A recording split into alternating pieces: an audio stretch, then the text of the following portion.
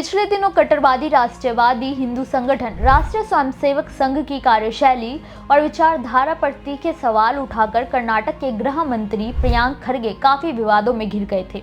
यहां तक कि खरगे के खिलाफ आरएसएस ने मानहानि का मामला दर्ज करा दिया और स्थानीय अदालत ने खरगे के खिलाफ आपराधिक मानहानि मामले में नोटिस भेज दिया, जिसके बाद खरगे को 21 जुलाई को कोर्ट में पेश होना पड़ेगा।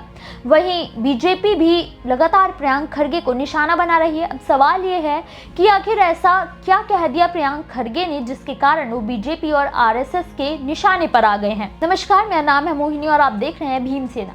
दरअसल प्रियांक खरगे ने अभी हाल ही में आरएसएस के पंजीकरण पर सवाल खड़े कर दिए थे। उन्होंने कहा कि जो संगठन समाज को हिंदुत्व और नियमों का पालन करने की सीख देता है, असल में वो खुद ही संविधान के अनुसार पंजीकृत नहीं है। यहाँ तक कि आरएसएस को होने वाली फंडिंग, उनकी आय व्यय, उसकी संपत्तियों के बारे में भी कोई ब्यौरा इतने सालों में कभी भी जनता के बीच सार्वजनिक नहीं किया गया है।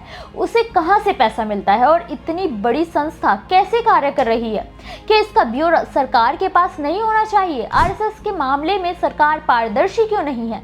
आरएसएस बाकी के संस्थानों की तरह ना तो टैक्स की जानकारी देता है और ना ही संविधान के दायरे में जवाबदेह होकर काम करता है। प्रियांक खरगे ने कहा कि आरएसएस के हर राज्य में सभी संस्थानों को सरकारी सुरक्षा देने की बात सामने आई है, तो बतौर गृह मंत्री ये जानने का उनका अधिकार है कि आरएसएस के पास कितना पैसा है, कितना जन समर्थन है और जो सुरक्षा सरकार मुहैया करा रही है, आखिर वो किसे करा रही है।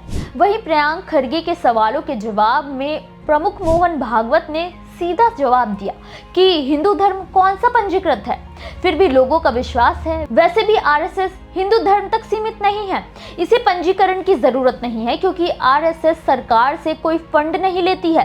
मोहन भागवत के इस बयान के बाद आरएसएस को लेकर दो धड़ों में बंट गया है। वहीं प्रियांक खरगे के कांग्रेस से होने को लेकर भी ये विवाद काफी बढ़ गया है। अब जानते हैं कि कौन है प्रियांक खरगे। कांग्रेस पार्टी के एक दलित कद्दावर नेता और वर्तमान में भारतीय राष्ट्रीय कांग्रेस के राष्ट्रीय अध्यक्ष मल्लिकार्जुन खरगे के बेटे हैं प्रियांक खरगे। उनका जन्म 22 नवंबर 1978 को कर्नाटक के कलबुर्गी, जो कि उनके पिता का पैतृक गांव है, वहीं जन्मे थे प्रियांक खरगे।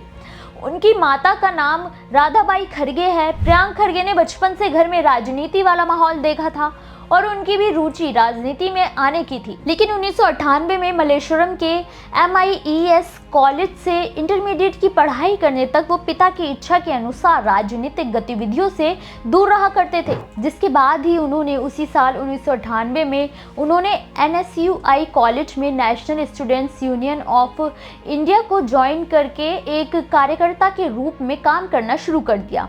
एक कद्दावर नेता के बेटे होने के कारण राजनीति की ABC से वो पहले ही वाकिफ थे। जल्द ही वो लोकप्रिय होने लगे और 1999 में वो NSUI कॉलेज के महासचिव बने। राजनीति में उनकी जगह पक्की हो गई थी और उनके प्रभाव के कारण उन्हें 2001 में NSUI के राज्य महासचिव के रूप में चुना गया। ये पद उनके कॉलेज की बाहर की राजनीति के लिए मील का पत्थर था।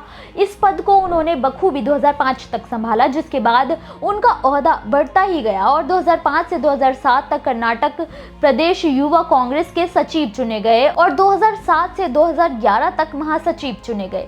हालांकि छात्र राजनीति में अपना इतना नाम कमाने वाले प्रियांक खरगे जब असली राजनीति में उतरे तो उन्हें समझ आया कि यहाँ आगे बढ़ना आसान नहीं है, कांटों के डगर पर चलना ही होगा।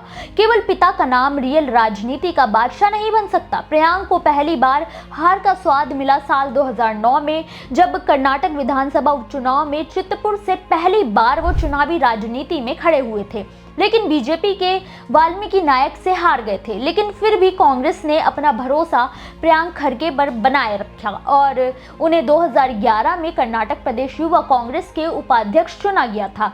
लेकिन 2013 में उन्हें फिर से चित्रपुर सीट से लड़ने का मौका मिला और इस बार उन्होंने जीत का स्वाद चखा और कर्नाटक के विधानसभा के सदस्य चुने गए। जिसके बाद 2016 में प्रियांक को बड़ा मौका मिला और तत्कालीन मुख्यमंत्री सिद्धारमैया के मंत्रिमंडल में सूचना प्रौद्योगिकी, संचार प्रौद्योगिकी और पर्यटन मंत्री बनने का मौका मिला।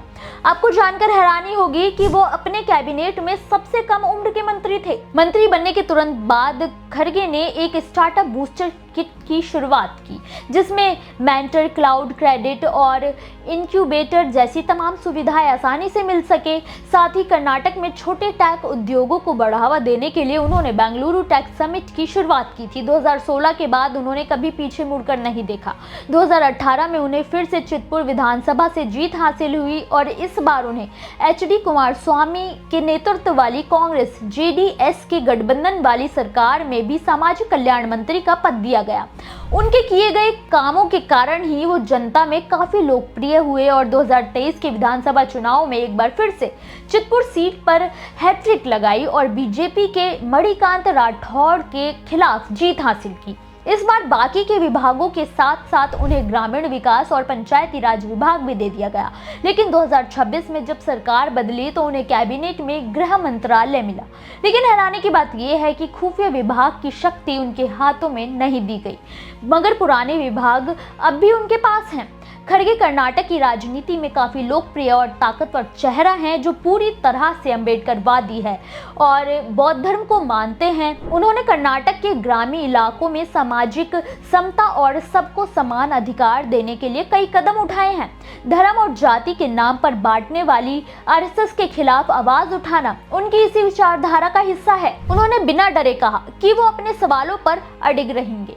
आरएसएस बिना पंजीकृत एक संस्था है जो करोड़ों लोगों को काबू कर रही है, जबकि उनकी नीतियां पूरी तरह से गलत और गैर कानूनी है। खड़गे ने सीधा कहा कि वो इसके लिए कानूनी लड़ाई भी लड़ेंगे। अब देखना ये होगा कि प्रियंक खड़गे के सवाल उठाने के बाद क्या आरएसएस के पंजीकरण को लेकर कोई कदम उठाया जाएगा। आपको क्या लगता है? कमेंट करके जरूर बताएं।